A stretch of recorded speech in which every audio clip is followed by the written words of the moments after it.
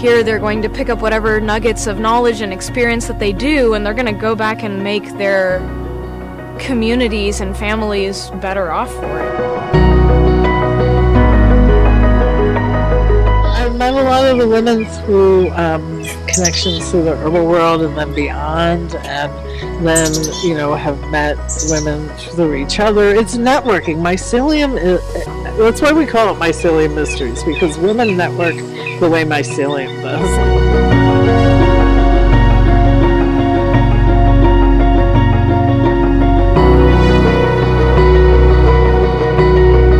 Retreat-like is what I would say, like especially with they're up in that with having a sauna and massage thing. And Mycelium is all about connecting, and being able to transform does require like having connection with other human beings and healing through those connections. And for some women, this event is the first time they've been in a all women's event, and it is life-changing.